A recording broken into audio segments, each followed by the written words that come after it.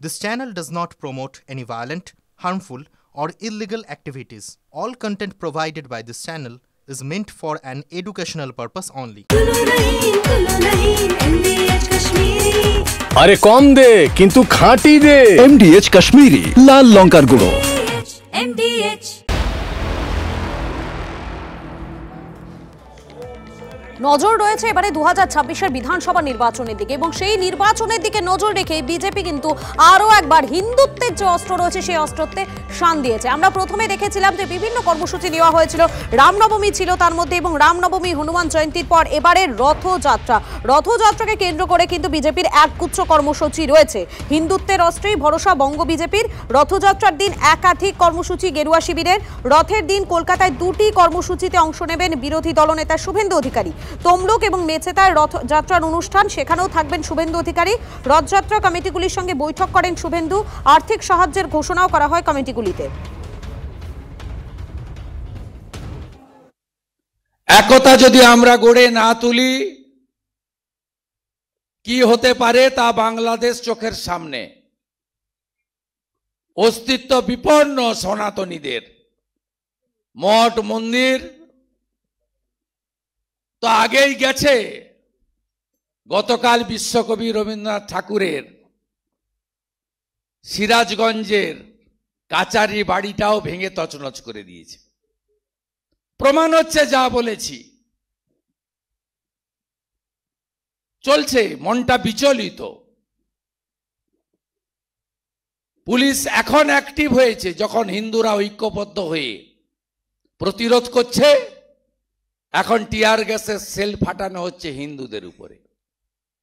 কোন রাজ্যে আমরা আছি? রামনবমীর মতো তাকত দেখান হিন্দুরা, ভরিয়ে দিন রাস্তা, সাজিয়ে দিন রাস্তা, সনাতনের ঐক্য গড়ে তুলুন। এখন তৃণমূল বিশাল রথযাত্রা সরকার করবে নাকি 1 কিলোমিটার লম্বা দড়ি হবে? আমি জানি না, ওটা 5-7-10 কিলোমিটার হলেই বা কী অসুবিধা ছিল। এটা উচিত ছিল দীঘা থেকে কাঁথি পর্যন্ত রথযাত্রায় টেনে দেওয়া। তাহলে শুভেন্দু মমতা একই দড়িতে আটকে যেত, ভালোই হতো। সেটা যেহেতু ওরা করেনি, অতএব বিজেপি এখন সর্বত্র আলাদা আলাদা করে রথের দড়ি বানাচ্ছে।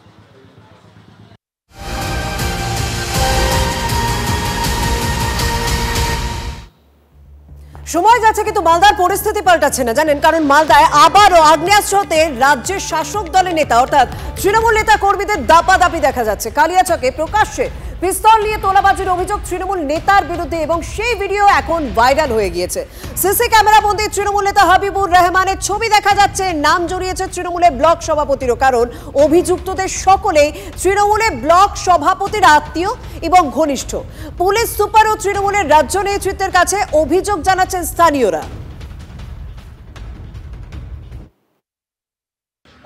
খুল্লা অস্ত্র হাতে দাপাদাপি, অস্ত্র নিয়ে স্থানীয় তৃণমূলের নেতা কর্মীরাই তোলা তুলছে। আর সেই ছবি ভাইরাল। কালিয়াচক 1 নম্বর ব্লকের এই ঘটনা নিয়ে রীতিমতো শোরগোল পড়ে গেছে তৃণমূলের অন্দরেই। তৃণমূলের একটি বড় অংশ ইতিমধ্যেই সরব হয়েছে, তারা পুলিশ সুপারেরও দ্বারস্থ হয়েছে। শুধু তাই নয়, কালিয়াচক 1 নম্বর ব্লকের তৃণমূলের যে ব্লক সভাপতি রয়েছে তার বিরুদ্ধেও তৃণমূলের একটি বড় অংশ ইতিমধ্যেই সরব হয়ে অভিযোগ জানিয়েছে রাজ্য নেতৃত্বের কাছেও। আর এই ঘটনা নিয়েই তৃণমূলের গোষ্ঠীদ্বন্দ্ব তুমুল হয়ে উঠেছে। শুধু তাই নয়, সরব হয়েছে বিরোধীরাও এবং একই সাথে সরব হয়েছেন সুজাপুর বিধানসভা কেন্দ্রের বিধায়ক আব্দুল গনি।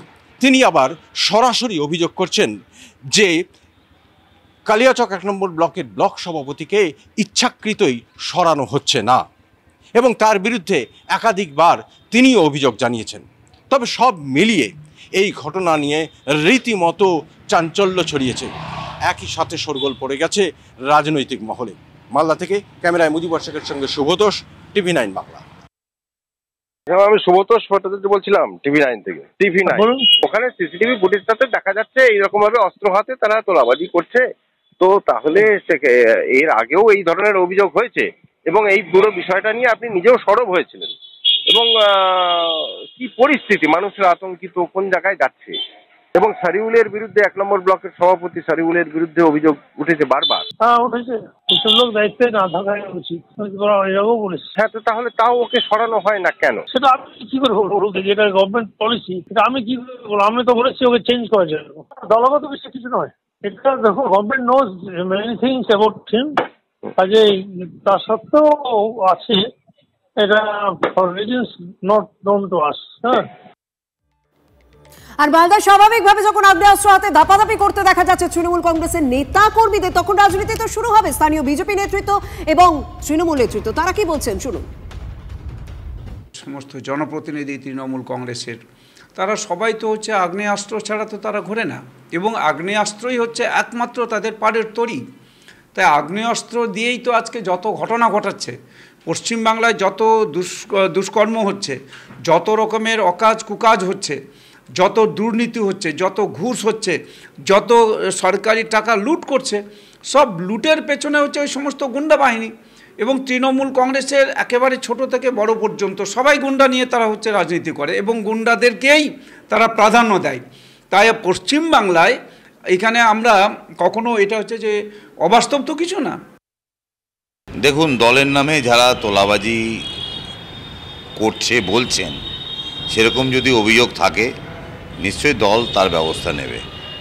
আমার মনে হয় এসব কিছু গ্রাম্য এবং গ্রাম্য বিবাদ অথবা এলাকার দখল বা ওই কিছু মানুষকে অত্যাচার করে টাকা নেওয়া, এইসব গ্রুপের লড়াই, এইসব গ্রুপের লড়াইকে দলের মধ্যে ব্যবহার করা হচ্ছে, এবং যারা এইসব দলকে নিয়ে মেলাইন করছেন তাদের বিরুদ্ধে দল এবং প্রশাসন উপযুক্ত ব্যবস্থা নেবে, এটা আপনাদের বলতে পারি আমরা। কখনো ইংরেজবাজার, কখনো কালিয়াচক, কখনো রতুয়া, মোথাবাড়ি, মালদা মানেই অলিতে গলিতে আগ্নেয়াস্ত্রের ছড়াছড়ি। সেই ছবি আমরা বারবার আপনাদের সামনে তুলে ধরেছি। চলতি বছরের শুরুতেই ইংরেজবাজারে দুষ্কৃতীদের গুলিতে নিহত হন দুলাল সরকার। তারপরেও একাধিক জায়গায় শাসক কন্দলে গুলি চলেছে। এমনকি তৃণমূল নেত্রী মমতা বন্দ্যোপাধ্যায় তিনিও পুলিশ প্রশাসনকে কড়া ব্যবস্থা নেওয়ার কথা বলেছে। কিন্তু মালদার ছবি পাল্টাচ্ছে না। মালদায় আবারও আগ্নেয়াস্ত্র হাতে তৃণমূল কংগ্রেসের নেতাকর্মীদের দাপাদাপি দেখা যাচ্ছে।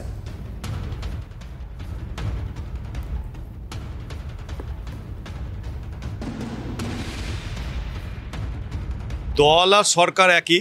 আজকে সুজাপুরের বিধায়ক সেটাই স্বীকার করেছেন যে গভর্নমেন্টের পলিসি।